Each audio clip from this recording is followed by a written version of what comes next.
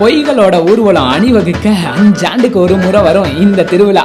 ஒத்த விரலுக்கு மைப்பூசி நம்ம முகத்துல கரிப்பூசும் அரசியல்வாதிகளோட பொய் விழா. நான் மட்டும் ஜெயிச்சுட்டா உங்க எல்லாருக்கும் வீடு கட்டி தருவேன். இல்ல இல்ல இல்ல என்னைய ஜெயிக்க வைங்க, உங்க எல்லாருக்கும் 30 லட்சம் பேங்க் அக்கவுண்ட்ல போட்டு விடுறேன். இல்ல இல்ல இல்ல அவங்க 2 பேருமே வேணாம், நான் வந்தா உங்க எல்லாத்தையும் நிலாவுக்கே கூட்டிட்டு போவேன்னு ஆளாளுக்கு அள்ளி விடுற நேரம் தான் இந்த எலெக்ஷன் டைம். அப்படியே கொஞ்சம் கற்பனை செஞ்சு பார்த்தேன், இயேசு இந்த காலத்துல அதுவும் நம்ம இந்தியாவில வாழ்ந்திருந்தா ஓட்டு போடுவாரா இல்ல எதுக்கு அப்படின்னு போடாமலே இருந்திருப்பாரா? அப்படியே போட்டிருந்தாலும் யாருக்கு ஓட்டு போட்டிருந்திருப்பாரு? எதை வச்சு ஓட்டு போட்டிருந்திருப்பாரு? ஓட்டு போடுறதுக்கு முன்னால என்னவெல்லாம் பண்ணி இருந்திருப்பாரு அப்படின்னு கொஞ்சம் யோசித்து பார்த்தேன். இத பத்தி தான் இந்த வீடியோல பார்க்க போறோம். சோ ஃபர்ஸ்ட், ஓட்டு போடுவாரா இல்ல போட மாட்டாரா அப்படின்னு பார்த்தா கண்டிப்பா ஓட்டு போடுவாரு. ஏன்னா ரோமர் 13:1 மேலான அதிகாரத்துக்கு கீழ்ப்படிய கடவோம் அப்படின்னு வேதம் சொல்லி இருக்குது. அப்புறம் கடமையை செஞ்சா மட்டும்தான் உரிமையை கேட்க முடியும். அதனால வாக்காளர் பெருமக்களே கண்டிப்பாக ஓட்டு போடுங்க, ஓரமாவே போயிடாதீங்க. ரெண்டாவதா, யாருக்கு ஓட்டு போட்டிருந்திருப்பாரு? எதை வச்சு ஓட்டு போட்டிருந்திருப்பாரு? கண்டிப்பா நல்லவங்களுக்கு மட்டும்தான் ஓட்டு போட்டிருந்திருப்பாரு. உண்மையா இருக்கிறவங்க யாரோ, நாட்டோட சட்டங்களுக்கு கீழ்ப்படுகிறவங்க யாரோ, ஏழைகளுக்கு ஹெல்ப் பண்றவங்க யாரோ, சாதி மதம் இனம் மொழி அப்படின்னு மக்களை பிரிக்காதவங்க யாரோ, சமுதாயத்துல சீர்திருத்தங்களை பண்றவங்க யாரோ அவங்களுக்கு தான் ஓட்டு போட்டிருந்திருப்பாரு. முக்கியமா இவங்க வந்துட்டா நம்ம ஊழியத்துக்கு பிரச்சனை வந்துருமோ அப்படின்னு பயந்துருக்கவே மாட்டாரு.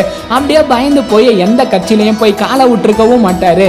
ஏன்னா அவருக்கு நல்லாவே தெரியும், யார் ஆட்சி செய்தால் எனக்கு என்ன, எங்க அப்பா தாண்டா கண்ட்ரோலு அப்படின்னு. என்னுடைய ராஜ்யம் உலகத்துக்குரியதல்ல, அது தேவ ராஜ்யம் அப்படின்னும் அசராம ஓட்ட போட்டிருந்திருப்பாரு. இவன் நம்ம ஆளுல அப்படின்னு எந்த சாதி பார்த்தும் குளம் பார்த்தும் இனம் பார்த்தும் ஓட்டு போட்டிருந்திருக்கவே மாட்டாரு. மத சார்பற்ற கட்சிக்கு மட்டும்தான் ஓட்டு போட்டிருந்திருப்பாரு. ஜனநாயக உரிமைய 5க்கோ 10க்கோ ஆசைப்பட்டு இலவசத்துக்கு ஏமாந்து ஓட்ட வித்திருக்கவே மாட்டாரு. கண்டிப்பா தொலைச்சிருந்திருக்கவும் மாட்டாரு. அதனால வாக்காளர் பெருமக்களே, உங்கள் பொன்னான வாக்குகளை, உங்கள் பூவான வாக்குகளை இலவசத்தை பார்த்து வாய பொழந்துராம, பணத்தை பார்த்து பாடி ஆயிராம, பேச்ச பார்த்து ஏமாந்து போயிராம, சாதியை பார்த்து சக்கடையா போயிராம, நல்லவங்களுக்கும் நேர்மையானவங்களுக்கும் சுயநலமற்றவர்களுக்கும் வாக்களிக்குமாறு தாழ்மையுடன் கேட்டுக்கொள்கிறேன். அப்புறம் மூணாவதா, ஓட்டு போடுறதுக்கு முன்னால என்னவெல்லாம் பண்ணியிருந்திருப்பாரு அப்படின்னு பார்த்தோம்னா கண்டிப்பா பிதாவோட சித்தம் நிறைவேற பிரேயர் பண்ணியிருந்திருப்பாரு. இவங்க என்னோட ஊழியத்துக்கு தடையா இருக்கிறாங்க அப்படின்னு பயந்து இவங்க வரக்கூடாது, அவங்க தான் வரணும்னு எந்த கட்சிக்கும் ஆதரவா பிரேயர் பண்ணியிருந்திருக்க மாட்டாரு. முக்கியமா எந்த கட்சிக்கும் ஆதரவா பேசி இருந்திருக்கவும் மாட்டாரு. எந்த கட்சியிலையும் போய் சேர்ந்திருக்கவும் மாட்டாரு. யாரையும் கட்டாயப்படுத்தி இருக்க மாட்டாரு. அப்புறம் முக்கியமா யாரு நெக்ஸ்ட் சிஎம், யாரு நெக்ஸ்ட் பிஎம் அப்படின்னு கண்டிப்பா கிளி ஜோசியம், அதாவது ப்ராஃபசி சொல்லி இருந்திருக்கவே மாட்டாரு. ஏன்னா அவருக்கு நல்லாவே தெரியும், பார்வோன் ஆட்சிக்கு வந்தாதான் செங்கடல் 2ஆ பிளக்கும், நேபுகாத் நேச்சர் ஆட்சிக்கு வந்தாதான் அக்கினி கூட அமைதியாகும், தரியு ராஜா ஆட்சிக்கு வந்தாதான் சிங்கங்கள் வாய்கள் அடைக்கப்படும், ரோமர்கள் ஆட்சிக்கு வந்தாதான் சிறைச்சாலை கதவுகள் ஆட்டோமேட்டிக்கா திறக்கும், எழுப்புதல் ஆட்டோமேட்டிக்கா ஸ்டார்ட் ஆகும் அப்படின்னு. சோ இப்படிப்பட்ட அற்புதங்கள் எல்லாம் எதிர்க்கும் போது மட்டும்தான் வரலாற்றுகள்ல நடந்திருக்குது. சோ எதிர்க்கும் போது மட்டுமே எழுப்புதல் வருங்க. அதனால லாஸ்டா வாக்காளர் பெருமக்களே, கடவுளுக்கே ஐடியா கொடுக்கிற வேலைய கொஞ்சம் ஸ்டாப் பண்ணுங்க.